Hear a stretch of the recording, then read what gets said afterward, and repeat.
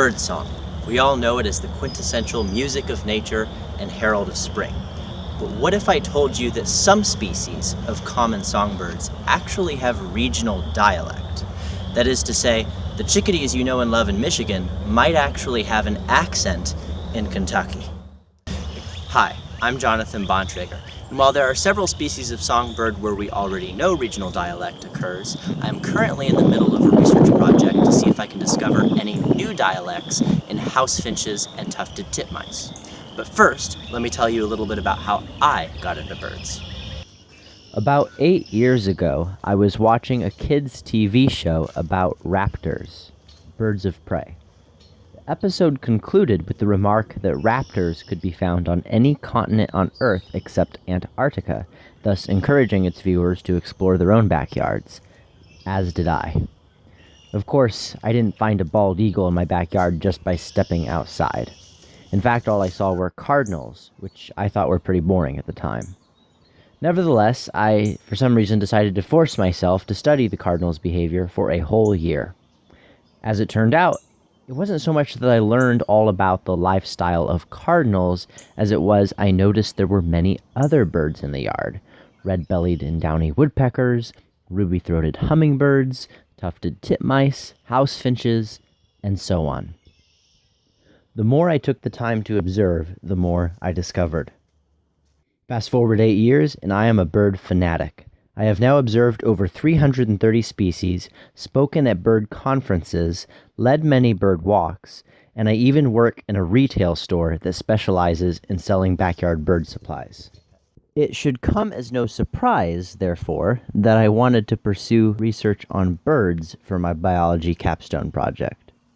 As a student of the Ivy Tech Biology TSAP Associate's Degree program, I have to complete a semester-long capstone project which serves as an introduction to scientific research.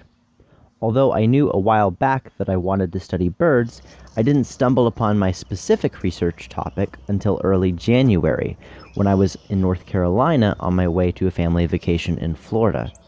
There I heard an unusual-sounding house finch. Now, house finches are common in Indiana, especially in my own backyard, so I am quite familiar with their songs. This individual sounded slightly different, however. The song was just slightly sweeter, softer.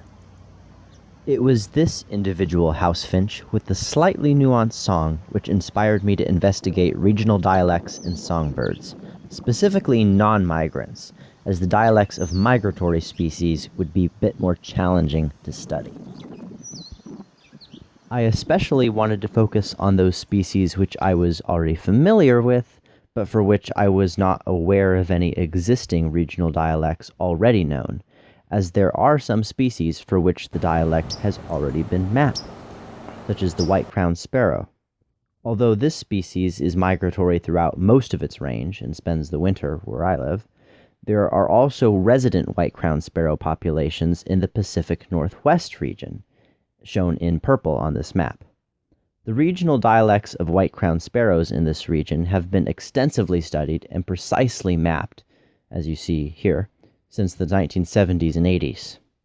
Now, those graphs you see on the left are called spectrograms, and they are basically visual representations of sound. Think of musical notation or sheet music. Dialect in most bird species occurs due to the presence of some natural barrier, such as a mountain range or body of water separating individual populations. This makes studying regional dialect in bird species in the Mid-East region a little bit more challenging, since the topography is pretty fluid and therefore the populations are all connected for the most part. eBird data makes that a little bit easier, however. eBird is a citizen science-driven online database of bird sightings from around the world. Anybody can create a free account and also include photos and audio recordings that will be directly added to the Macaulay Library. And all of that database is put together by the Cornell Lab of Ornithology. Since it was the house finch that got me started on this whole adventure, I began with my own recordings of house finches and supplemented that with data I could find that people had submitted on eBird. Unfortunately, even though the house finch that I heard in North Carolina sounded a little different to me, after looking at recordings in Georgia and North Carolina, Tennessee, Indiana, and everywhere in between, any subtle differences in the songs that I saw at all did not seem location specific. In other words, I could find plenty of house finches in Georgia that sounded exactly the same as the house finches in Indiana. Unfortunately, this meant that my results so far for house finch were inconclusive. Although it did seem disappointing at first, I remembered that there was another bird I had heard with some unusual variations in its song in my area that would provide a promising way to renew my study. Specifically, the tufted titmice that are at Eagle Creek Park, which is close to where I live, have an interesting variation to their song.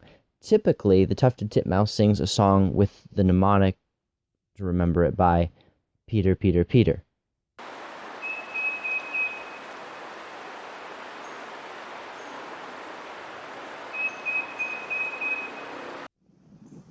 However, at Eagle Creek Park, they have a song that is a little bit more varied, not quite as monotone, and described as cheeseburger cheese. And this variation of the tufted titmouse's song is not one that I had heard anywhere else.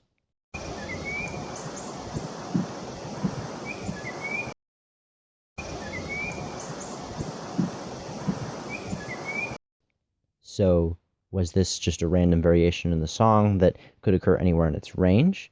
After all, the tufted titmouse does have 20 known variations to its song that have been observed. Or might this be a novel dialect of the tufted titmouse to Indianapolis, maybe even specific to Eagle Creek Park? The first thing I did was to start gathering recordings from eBird of the tufted titmouse that I could find throughout Indiana. Interestingly enough, there were several songs of the tufted titmouse in southern Indiana, which sounded unique. Oddly enough, and unfortunately, however, I couldn't find any unique recordings of the tufted titmouse in the Indianapolis area submitted on eBird. So that just meant I had to visit Eagle Creek for myself and try to relocate some of the birds I had remember hearing in the past. Unfortunately, nothing turned up at first other than the tufted titmice singing the regular Peter, Peter, Peter song. Thankfully, though, I live only about 15 minutes away from Eagle Creek Park, so throughout the remainder of the semester, I will continue to explore the park and similar habitats in the Indianapolis area to see what I could find. This remains an ongoing project, and while I wish I had more concrete, conclusive results to share with you today, it's a good testimony to the fact that science is an exploratory process, and it's been teaching me to learn and to enjoy the adventure more so than the discovery itself, and the means more than the ends. The fun thing about birds is, while they're very predictable, they can also be very unpredictable. Although house finch, the bird that got me started on this whole journey, ended up with results that proved inconclusive, the tufted titmouse study, which is currently ongoing, remains promising. You never know what you might find with birds, and with over 300 species in my state alone, just get outside and explore, and you never know what you might find.